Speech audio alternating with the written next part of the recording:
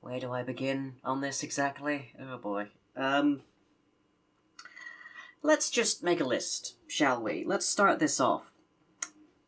And I guarantee this will not be the most thorough list I've ever made, because it's going to be big hitters. Okay.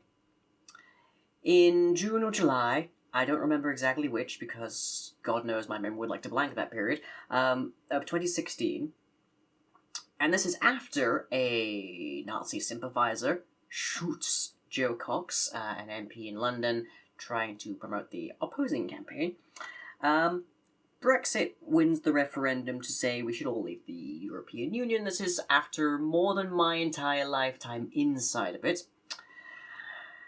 In the wake of that, the pound plummets and still sits at about 1/3 of its previous standing.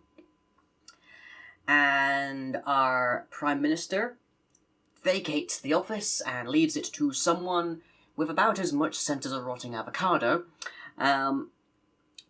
who takes the referendum as golden writ that we should do this, and very recently, in the last week or so, MPs finally got a court order saying that they can vote on this, and they voted 498-114 in favour of leaving the European Union. I literally don't know how that makes the slightest bit of sense. I really don't. Because everything from that referendum to now has been a cavalcade of political economic hell.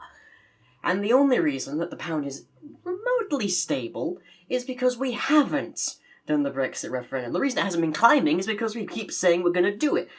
So now we are basically going to destroy our economic standing, what little remains of it, for the next several decades. Which means my generation has a fat freaking chance of ever actually managing to have the stability to retire, and probably the same for my grandchildren in the distant future. All because some idiot who is famously now known for screwing the decapitated head of a pig decided that it was a decent enough gamble to let white nationalists have a shot and a say in his election as Prime Minister. But oh no, that's not even the worst thing that's happened. Because, what was it, September? I want to say, again, this is a period my brain would like to blot out. The United States managed to elect a candidate with 4,000... Well, I'm doing those numbers wrong. 4 million less votes than the next guy, or next person, I should say, because, hey, Hillary Clinton. With all of the political experience of a mouldy turnip, who then elected numerous heavily corrupt people, almost entirely among them big donors to his campaign, and billionaires who have not the slightest care what goes on unless it's actually making them more money. And this man now has access to the largest nuclear stockpile on Earth, as well as the most economically bloated military on the planet. Which wouldn't be so bad, really, if he was content to be a quiet politician. If he was just going to stay with his lips shut and just stay the course from the last 8 years, because honestly, we had a pretty good run the last decade or so. But no. He has banned Muslims from 7 different countries from entering the country, even if they have already gotten a green card, even if they are actual legal citizens. And these aren't even the 7 countries where the Muslims could be remotely classified as being dangerous. No, because those countries he has economic dealings with, because he hasn't cut himself off from his billion-dollar business.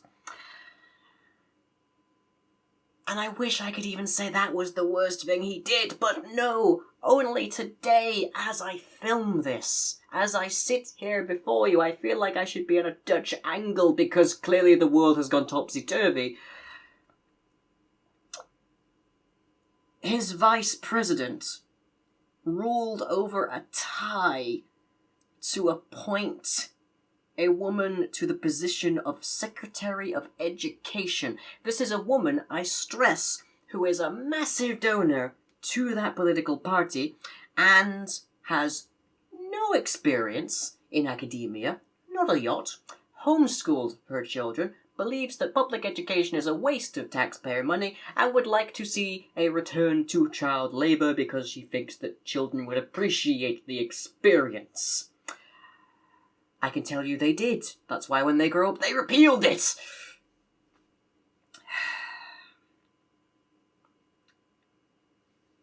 And I gotta say,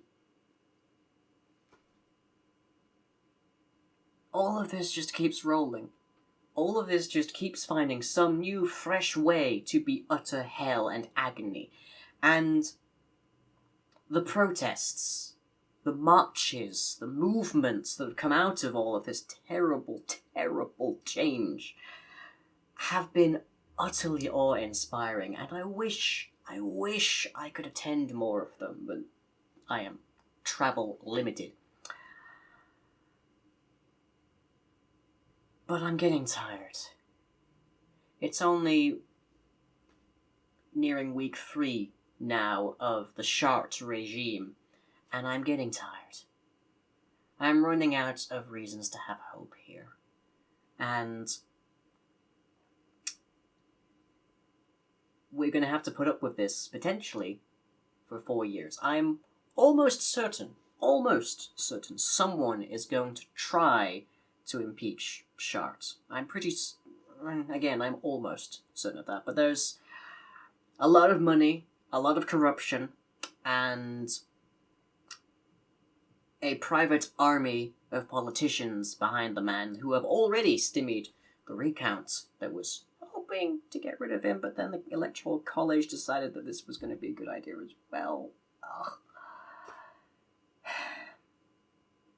So I feel like he's just going to wave his old, rich, white man bulk at a chance to impeach him, and he'll get out scot-free, because that seems to be what happens all the time. And meanwhile, even if that does get resolved, even if Shark gets kicked out on his bloated carcass of a buttock, even if his entire cabinet gets tossed out, and ideally a few fair bits of their work completely re-round, I'm sat over here in what is presently Europe, and what ceases on a daily basis to look like the country I grew up in. The country that I actually have, maybe not a nationalist spirit, but certainly respect for. I know the history, I know this land, I know the people, and I keep getting let down by them. I keep seeing a vote come by and thinking, oh, this is clearly obvious. There's no way they'll pick the... Why did you pick the bad option? Why? Why must you continue to make me suffer? Why must you decide that all of us should suffer with you? This is why we don't talk politics.